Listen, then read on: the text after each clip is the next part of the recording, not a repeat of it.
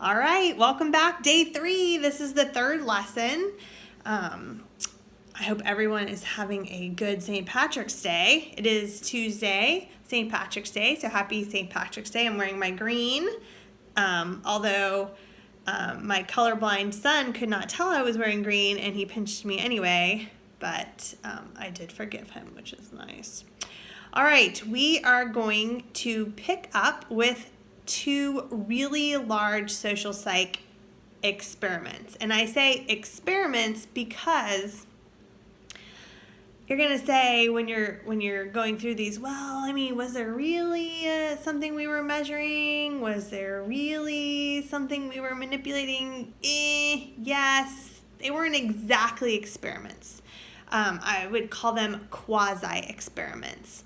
There are some factors that these people manipulate, but they're not exactly textbook in the lab experiments like we talked about, all those necessary things an experiment has to have to be considered an experiment. Okay, these are social experiments, and so there's a little wiggle room there. They're not all dotting all the I's and crossing all the T's. There are links to the Philip Zimbardo Stanford Prison Experiment video and the Stanley Milgram Obedience at Yale University. I highly recommend that you look at those. These are 2 really big ones, along with Solomon Asch, that the AP likes to ask about the details. So it's to your benefit to watch the videos. I mean, they're very interesting. If you recall, I mentioned in the first video that social psychology kind of grew as a research area from the Holocaust. Philip Zimbardo, Stanley Milgram, and Solomon Asch, they're all connected, and they all had people that they knew or relatives that were subjected to the horrors of the Holocaust. Philip Zimbardo and Stanley Milgram, who we're going to talk about today, they were high school classmates, and one of them was a student of Solomon Asch. So they're all interconnected, remember, and they all wanted to know how, right, regular old Germans became these Nazi soldiers, and they just took all these orders and killed millions of Jewish people. And how could they commit these atrocities against a person, a fellow human being? All right, so Philip Zimbardo, his experiment is called the Stanford Prison Experiment. It was conducted at Stanford University. He kind of wanted to research roles. Now, we've talked about roles before. Remember, we all play roles, right? I play the role of mother, I play the role of teacher, I play the role of wife, of daughter, and you have similar roles of student and son or daughter. Maybe you're captain of your team, maybe you're president of a society, right? We all have roles that we play, and when we view these roles, we have certain things that sort of go with them. There's certain societal expectations placed on the role of mother, of the role of student, okay? We know what goes with those things, okay? So a role is a set of expectations, a set of norms about a social position, defining how those in the position ought to act. Okay, so if we talk about mom, a mom ought to be caring and loving and give hugs to her children. Okay, a teacher ought to be dynamic and organized and fun. A student ought to watch my videos and take notes and do the exit ticket for extra credit, right? There's these norms, these expectations about how a student, a mother, a whoever role ought to act. In Philip Zimbardo's experiment, he assigned 2 roles, okay? He had the role of prisoner and the role of guard. So what he did is he got college students, paid them to come and be part of this experiment. He created a fake prison in the basement of Stanford University. He selected 24 male students, randomly assigned them to either prisoner or guard. So this is what he's manipulating, right? The roles that he assigns these guys. The prisoners were given numbers, like a real prisoner had a prison number. They were given clothes similar to what a real prisoner and a real guard would wear. Guards were given uniforms and dark sunglasses. So when you watch the video, you'll see they wear these really big, large, like dark aviator sunglasses. At first, everyone's like, oh, what are we a part of? It was a very friendly experiment, but after just a few days, it grew into an extremely toxic environment. The guards became very demanding and mean to the prisoners, and the prisoners started doing things that real prisoners do. They started shouting at the guards, they were swearing at them, not doing what they were told. Became very clear that the students were taking on these roles at a very deep level. Okay, the guards started becoming very sadistic. They would strip the fake prisoners, the students. They would make them clean the toilets with their toothbrushes. They would yell at them. They would make them do physical things. They would deny them very basic, necessities. And then the prisoners started to rebel. The prisoners asked for lawyers. Okay, these again are not real prisoners. They were not in a real prison, but they started really taking on these roles at a very deep level. It affected them very deeply. Many of the prisoners had to be removed early from the experiment because of their emotional response that they had in playing these roles.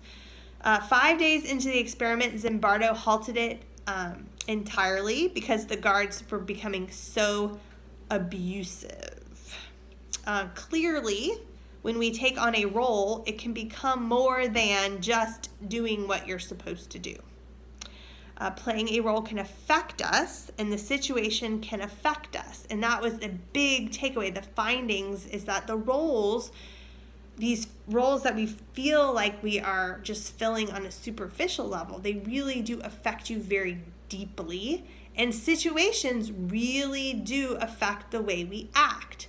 Okay, so taken out of this situation, I would hazard to guess that these prisoners and these guards would not have acted the way, excuse me, lots of pollen in the air, hopefully not the coronavirus, would not have acted that way. Sometimes we do something that we do because we think it's what we're supposed to do to fill that role that we are playing. So let's talk about de-individuation. We're going to talk about de-individuation next week, and I bet you it'll also be on video. But de-individuation, sometimes people engage in very violent or deviant behaviors when they feel like they can't be personally identified, or they become so involved in a group dynamic, a situation, that they kind of lose their sense of self-awareness. Okay, and these guards, when you watch the video, hopefully, these guards wearing these giant sunglasses and being a part of this group of guards, they started acting like guards. They lost their sense of self and their sense of morality of how they should treat people, especially in an experiment. These people were not actual prisoners. They did no crimes. Ethical violations, lots of them. Okay, number one, there were physical harm and mental harm, especially to the prisoners. Zimbardo also, he has assigned himself a role. He has assigned himself the role of prison warden, or the warden of the prison. He was the prison warden. Should he have done this? He was conducting the experiment and he inserted himself into the experiment. No, there needed to be some sort of separation there because he lost himself too. He wanted to quell the uprisings of the prisoners because he was the warden in charge of the prison. What he failed to realize is that this situation had gotten extremely toxic. He only shut it down because someone from the outside came in and said, "What are you doing, Zimbardo? You've got to end this. This is awful." So there's also, when you watch the video, he didn't exactly make it clear that the prisoners could leave. And so there's a right to withdraw issue. He tried to convince them to stay in because, he was the prison warden. He wanted this to go. Whatever. All right. Real life applications. I do not know if you have heard of a place called Abu Ghraib, and I might be butchering the pronunciation. Abu Ghraib, during the Iraq War, the U.S. Army and the CIA committed a series of human rights violations against detainees, so prisoners, at Abu Ghraib prison in Iraq. There was a lot of physical and sexual abuse. There was torture, rape, sodomy, and murder. It leaked to the press. Pictures got out. If you Google Abu Ghraib, you'll be able to see a lot of information on it. And so then, President Bush is like, this is not how the U.S. military is supposed to be, right? We're the good guys. We don't do the torture. The bad guys do the torture. And so, of course, there were people had to be held accountable, and these prison guards, sound familiar? The prison guards at Abu Ghraib who let these atrocities happen, who committed these atrocities, were court-martialed. So Philip Zimbardo actually went, he's alive, you can follow him on Twitter or Instagram. I forget which one I follow him on one of them. Zimbardo worked with the defense attorneys of one of the prison guards, one of the soldiers. He testified as an expert witness in the court-martial proceedings. Were these soldiers bad people? Or were these soldiers fulfilling the roles that had been given to them? Philip Zimbardo would say, hey, my experiment shows that anybody placed in a role is capable of going down this route. That's what his study, his experiment showed. And so that's what he argued. He said, you put these guys in a position that this was going to happen. Anybody in that position, this would have happened. They would have done this. We can then correlate that to the Nazis, right? You put these people in this position.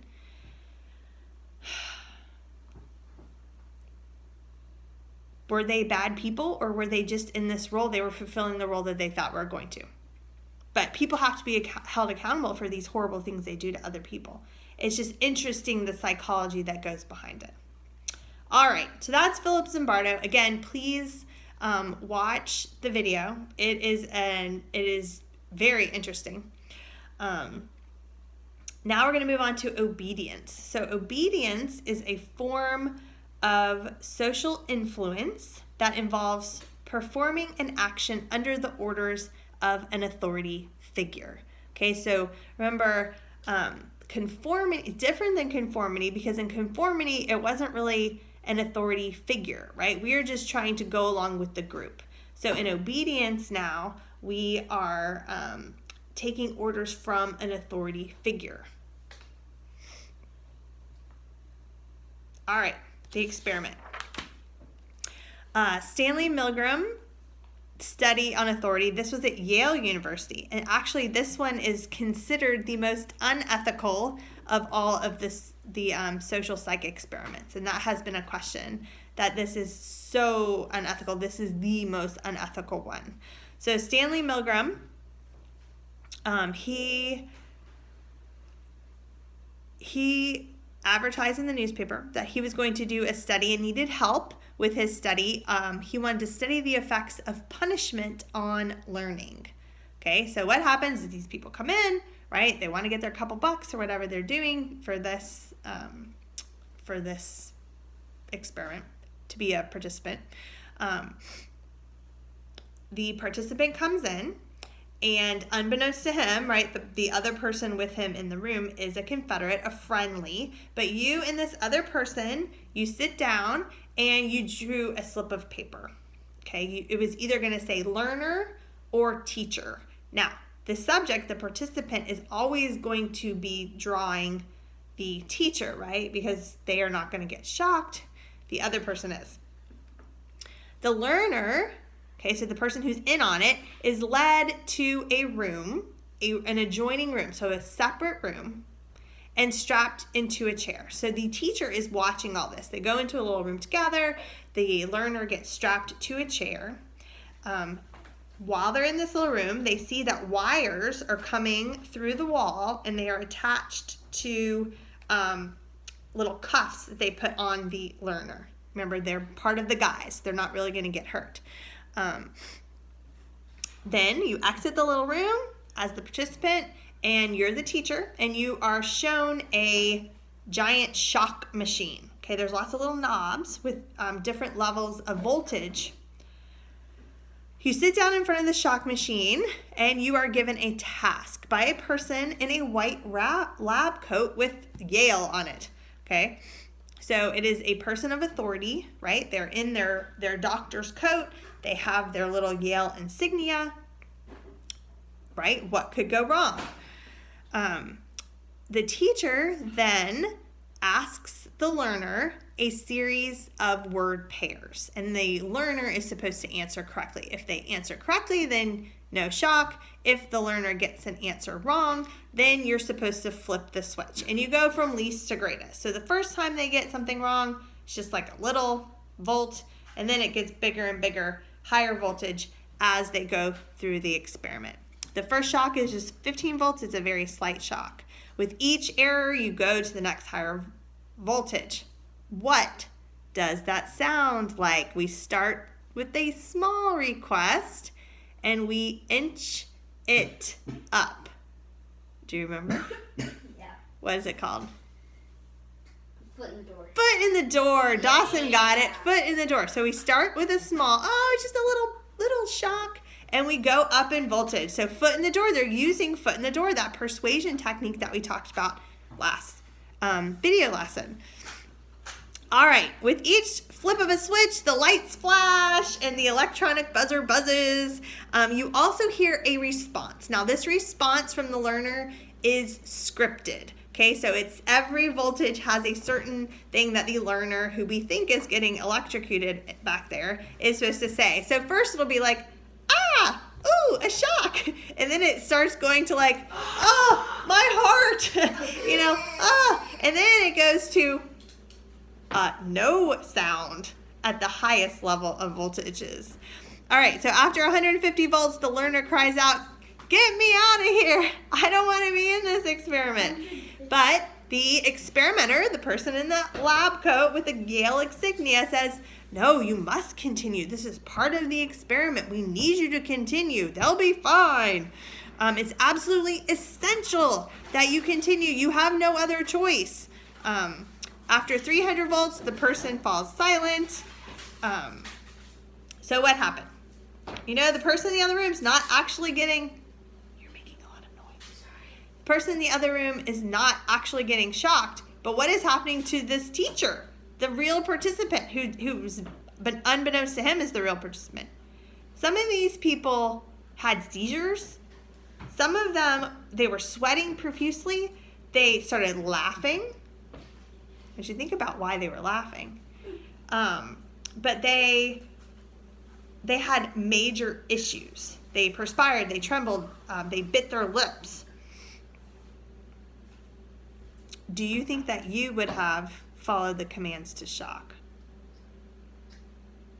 Or at some level, would you have stopped? Would you have done it to begin with? Would you have gone all the way? Would you have gone some of the way?